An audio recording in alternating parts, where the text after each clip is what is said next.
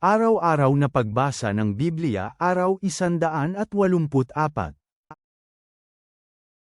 Lumang Tipan, 2 Kings 24 minuto pasado alas 6:33, 2 Kings 7, 2 Kings 8:1-15. Matapos nito, tinipon ni Ben-Hadad, hari ng Aram, ang lahat ng kanyang hukbo at lumusob sa Samaria at banihag ito. Kaya't nagkaroon ng matinding taggutom sa Samaria.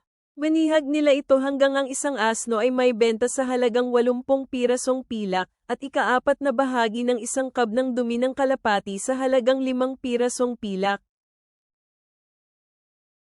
Habang dumadaan ang hari ng Israel sa may pader, isang babae ang umiyak sa kanya, sinasabing, "Tulungan mo ako, Panginoong Hari."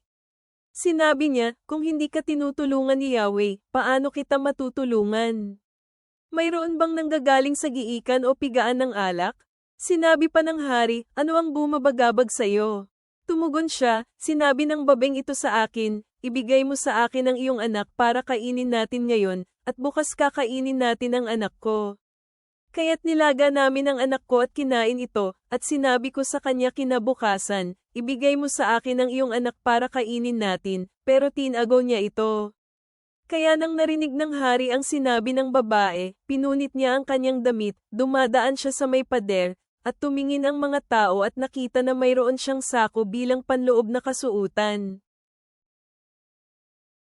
Sinabi niya, "Parusahan nawa ako ng Diyos, at lalong higit pa, kung matatapos ang araw na nananatili pa rin ang ulo ni Eliseo sa kanya, anak ni Shaphat." Pero nakaupo si Eliseo sa kanyang bahay kasama ng mga nakatatanda. Nagpadala ng tao ang hari pero nang dumating ang mensahero kay Eliseo, sinabi niya sa mga nakatatanda, "Tingnan ninyo kung paanong nagpadala ng tao ang anak ng mamamatay tao na ito para patayin ako. Kapag dumating siya, isara ninyo ang pinto at pigilan ninyong mabuksan niya ito." Hindi ba't kasunod niya ay ang mga yapak ng kanyang Panginoon? Habang nakikipag-usap siya sa kanila, dumating ang mensahero sa kanya. Sinabi ng hari, "Ang suliraning ito ay galing kay Yahweh. Bakit kailangan ko pang maghintay kay Yahweh?" Sinabi ni Eliseo, "Pakinggan ninyo ang salita ni Yahweh. Ito ang sinasabi niya, bukas, sa ganitong oras, isang takal ng mainam na harina ang ipagbibili kapalit ng 1 shekel, at 2 takal ng sebada ang ipagbibili kapalit ng 1 shekel sa tarangkahan ng Samaria." Pagkatapos ang kapitan na kanang kamay ng hari ay sumagot sa lingkod ng Diyos, at sinabi, "Masdan mo, kahit na gumawa si Yahweh ng bintana sa langit, maaari bang mangyari ito?" Tumugon si Eliseo, "Masasaksihan mo itong mangyari gamit ang sarili mong mga mata, pero hindi ka makakakain mula dito." Ngayon, mayroong 4 na lalaking may ketong sa labas ng tarangkahan ng lungsod. Sinabi nila sa isa't isa, "Bakit tayo mauupo rito hanggang mamatay tayo? Kung sabihin nating papasok tayo sa lungsod, ang taggutom ay nasa lungsod, at mamamatay tayo roon. Pero kung uupo pa rin tayo dito, mamamatay pa rin tayo. Kaya ngayon, halika, pumunta tayo sa hukbo ng mga Aramin. Kung pananatilihin nila tayong buhay, mabubuhay tayo, at kung papatayin nila tayo, mamamatay lang tayo." Kaya tumayo sila ng maggagabi na para pumunta sa kampo ng mga Aramin. Nang dumating sila sa pinakalabas na bahagi ng kampo, walang naroon. Dahil pinarinig ng Panginoon sa mga Aramin ang ingay ng mga karwahe, at ang ingay ng mga kabayo, ang ingay ng isang malaking hukbo, at sinabi nila sa isa't isa, "Inupahan ng hari ng Israel ang mga hari ng mga Hita at mga taga-Ehipto para pumunta laban sa amin." Kaya tumayo ang mga sundalo at tumakas ng maggagabi na, iniwan nila ang kanilang mga tolda, mga kabayo, mga asno, at ang kampo sa lagay nito, at tumakas para sa mga buhay nila. Nang dumating sa pinakalabas na bahagi ng kampo ang mga lalaking may ketong, pumasok sila sa loob ng isang tolda at kumain at uminom, at tinangay ang pilak at ginto at mga damit at tinagaw ito. Bumalik sila at pumasok sa isa pang tolda at tinangay ang mga nasamsam nila mula roon at tinagaw itong muli. Pagkatapos sinabi nila sa isa't isa, "Hindi tama ang ginagawa natin.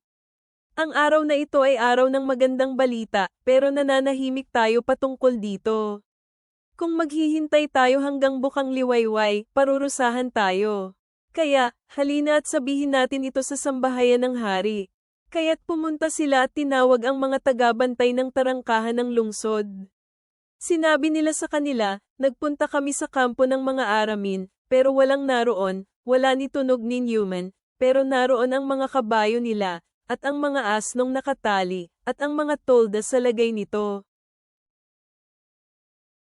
At isinigaw ng mga bantay ng tarangkahan ang balita, at pagkatapos sinabi ito sa loob ng sambahayan ng hari. Pagkatapos bumangon ang hari kinagabihan at sinabi sa kanyang mga lingkod, sasabihin ko sa inyo ngayon ang ginawa ng mga Aramin sa atin. Alam nilang gutom tayo, kaya umalis sila ng kampo para magtago sa mga bukirin.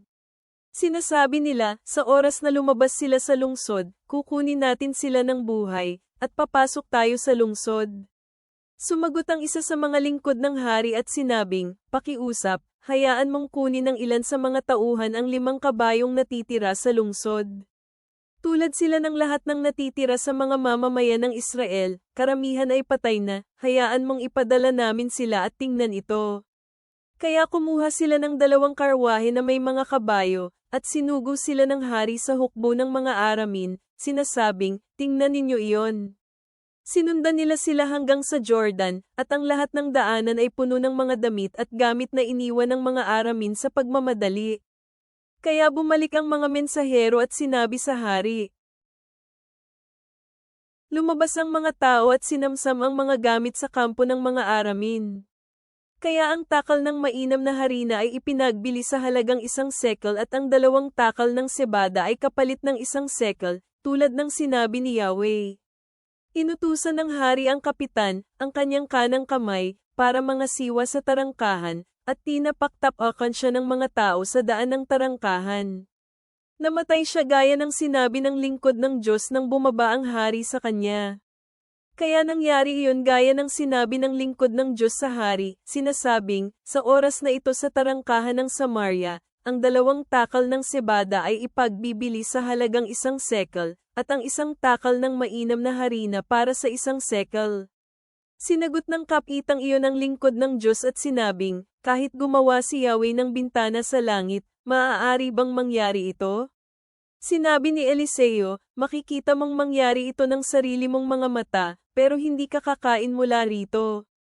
At nangyari ito sa kanya sa ganoong paraan, dahil tinapaktapakan siya ng mga tao sa tarangkahan, at namatay siya. Ngayon nagsalita si Eliseo sa babae na ang anak ay kanyang binuhay. Sinabi niya sa kanya, bumangon ka, at pumunta sa iyong sambahayan, at manatili ka sa ibang lupain kung saan maaari, dahil magpapadala si Yahweh ng taggutom na darating sa lupaing ito ng 7 taon. Kaya bumangon ang babae at sinunod niya ang salita ng lingkod ng Diyos. Nagpunta siya sa kanyang sambahayan at nanirahan sa lupain ng Filisteo ng 7 taon. Pagkatapos ng 7 taon bumalik ang babae mula sa lupain ng mga Filisteo, at siya ay pumunta sa hari para magmakaawa sa kanya para sa kanyang bahay at lupain. Ngayon ang hari ay nakikipag-usap kay Gehazi na lingkod ng Diyos, sinasabing, pakiusap sabihin sa akin ang lahat ng dakilang bagay na nagawa ni Eliseo. Pagkatapos habang sinasabi niya sa hari kung paano binuhay ni Eliseo ang patay na anak, dumating ang babaeng ang anak ay kanyang binuhay na nagmakaawa sa hari para sa kanyang bahay at lupain. Sinabi ni Gehazi, aking Panginoong, hari, ito ang babae, at ito ang kanyang anak na lalaki, na binuhay ni Eliseo. Nang tanungin ng hari ang babae tungkol sa kanyang anak, ipinaliwanag niya ito sa kanya. Kaya iniutos ng hari sa isang opisyal para sa kanya, sinasabing, ibalik sa kanya ang lahat ng pag-aari niya at lahat ng mga ani ng kanyang bukid mula ng araw na iniwan niya ang lupain hanggang ngayon. Nagpunta si Eliseo sa Damasco kung saan si Ben-Hadad ang hari ng Aram ay may sakit. Sinabi sa hari, ang lingkod ng Diyos ay naparito. Sinabi ng hari kay Hazael, magdala ka ng isang regalo at salubungin ang lingkod ng Diyos, at sumangguni kay Yahweh sa pamamagitan niya, sinasabing, gagaling ba ako mula sa sakit na ito? Kaya nagpunta si Hazael para salubungin siya at dala niya ang isang regalo ng bawat uri ng mabubuting bagay sa Damasco, nadala ng 40 kamelyo.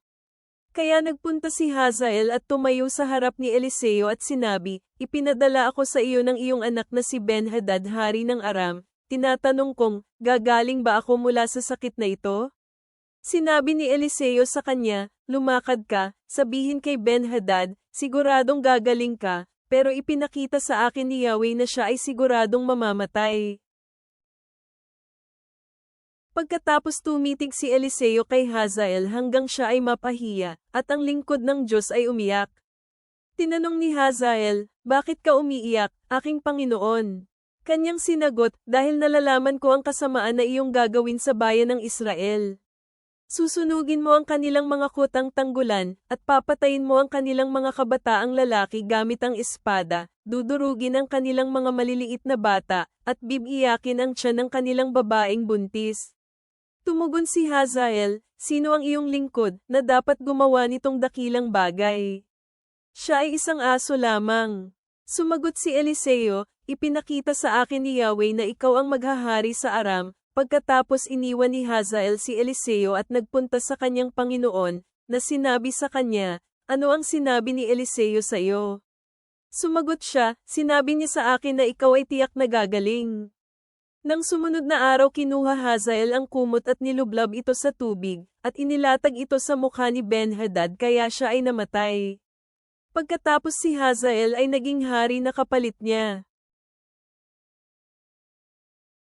Bagong tipan. Acts 22:22-30, Acts 23:1-11. Pinahintulutan siya ng mga tao na magsalita hanggang sa puntong ito. Ngunit pagkatapos nagsigawan sila at nagsabing, "Alisin ang taong ito sa lupa, sapagkat hindi siya nararapat na mabuhay." Pinahintulutan siya ng mga tao na magsalita hanggang sa puntong ito. Ngunit pagkatapos nagsigawan sila at nagsabing, "Alisin ang taong ito sa lupa, sapagkat hindi siya nararapat na mabuhay."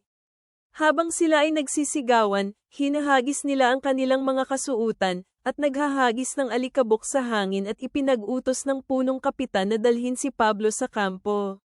Iniutos na hagupitin siya habang tinatanong, upang malaman niya kung bakit nagsisigawan sila laban sa kanya ng ganoon. Nang magapos na nila siya ng panaling balat, sinabi ni Pablo sa senturyo na nakatayo sa tabi, "Naaayon ba sa batas na hagupitin mo ang isang taong Romano na hindi pa nahahatulan?" Nang marinig ito ng centurion, pinuntahan niya ang punong kapitan at sinabi sa kanya, "Ano ang gagawin mo?" Dahil ang taong ito ay isang mamamayang Romano. Pumunta ang punong kapitan at sinabi sa kanya, "Sabihin mo sa akin, isa ka nga bang Romano?" Sinabi ni Pablo, "Oo." Sumagot ang punong kapitan, "Dahil lamang sa malaking halaga ng salapi kaya ako naging isang mamamayan." Ngunit sinabi ni Pablo, "Ipinanganak ako na isang mamamayang Roma." At ang mga tao na magtatanong sa kanya ay agad na iniwan siya. Natakot din ang punong kapitan, nang malaman niya na si Pablo ay isang mamamayang Romano, dahil ipinagapos niya siya. Sa sumunod na araw, gustong malaman ng punong kapitan ang katotohanan tungkol sa mga paratang ng mga Hudyo laban kay Pablo. Kaya tinanggal niya ang gapos at inutusan ang mga punong pari at lahat ng konseho upang magpulong. At dinala nila si Pablo sa baba at iniharap sa kanila. Tumingin si Pablo ng diretso sa mga miyembro ng konseho at sinabi, "Mga kapatid, namuhay ako sa harapan ng Diyos ng may mabuting budi hanggang sa araw na ito." Inutusan ng pinakapunong pari na si A na nias ang mga nakatayo sa tabi niya na sampilan siya sa kanyang bibig. At sinabi ni Pablo sa kanya, "Ang Diyos ang maghahampas sa iyo, ikaw na pinaputing nilinis na pader. Ikaw ba ay naupo para husgahan ako ayon sa kautusan? Ngunit nag-utos ka na sampilan ako na labag sa kautusan." Ang mga nakatayo sa paligid ay sinabing, "Ganito mo ba insultuhan ang pinakapunong pari ng Diyos?" Sinabi ni Pablo, "Hindi ko alam, mga kapatid, na siya ay pinakapunong pari. Sapagkat nasusulat, huwag kang magsalita ng masama laban sa pinuno ng iyong mga tao." Nang makita ni Pablo na ang isang bahagi ng konseho ay mga Sedeseo at ang iba ay Pariso, nagsalita siya ng malakas sa konseho, Mga kapatid, isa akong Pariso, anak ng mga Parais. Ito ay dahil sa lubos akong nagtitiwala sa muling pagkabuhay ng mga patay kaya ako hintulan. Nang sabihin niya ito, nag-umpisang magtalo ang mga Pariso at Sedeseo, at nahati ang kapulungan. Dahil sinasabi ng mga Sedeseo na walang muling pagkabuhay ng mga patay, walang mga anghel, at walang mga espiritu, ngunit sinasabi ng mga Pariso na mayroon ng lahat na ito. Kaya nagkaroon ng malakas na sigawan at ang ilan sa mga eskriba na kabilang sa mga Pariso ay tumayo at nakipagtalo na nagsasabi, wala kaming mahanap na mali sa lalaking ito. Paano kung nakipag-usap ang espiritu o isang anghel sa kanya? Nang magkaroon ng labis na pagtatalo, natakot ang punong kapitan na baka pagpira-pirasuhan nila si Pablo, kaya inutusan niya ang mga kawal na bumaba at sa pilitan siyang kinuha ng mga kasapi ng konseho at dinala siya sa loob ng kampo. Nang sumunod na gabi tumayo ang Panginoon sa kanyang tabi at sinabi, huwag kang matakot, kung paano ka nagpatotoo patungkol sa akin sa Jerusalem, kailangan mo ring maging saksi sa Roma. Mga kawikaan. Proverbs 16:8-17. Mabuti pa ang may kakaunti ng nasa tama, kaysa sa malaking kita na may kaakibat na kawalan ng katarungan. Sa kanyang puso, ang isang tao ay nagpaplano ng kanyang landas, pero si Yahweh ang nagtuturo ng kanyang mga hakbang. Ang isang pahayag na may karunungan ay nasa labi ng isang hari, sa paghahatol ang kanyang bibig ay hindi nagsasalita ng may panlilinlang. Ang tapat na mga timangan ay nagmumula kay Yahweh, lahat ng mga pabigat sa sako ay kanyang gawain. Kapag gumagawa ng napakasamang mga bagay ang mga hari, ito ay isang bagay na dapat kasuklaman sapagkat ang trono ay itinatag sa pamamagitan ng paggawa ng kung ano ang tama.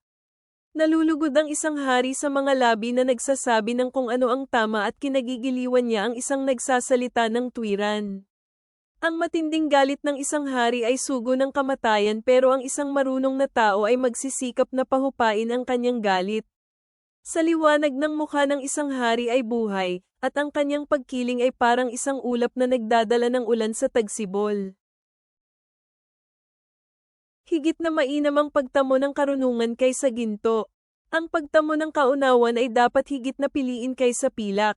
Ang daang bayan ng mga matuwid na tao ay palayo sa kasamaan, ang taong nangangalaga ng kanyang buhay ay nag-iingat sa kanyang landas. Ama naming nasa langit, kami ay lumalapit sa iyo na may mga pusong nagnanais ng iyong karunungan at gabay sa gitna ng mga pagsubok at kaguluhan.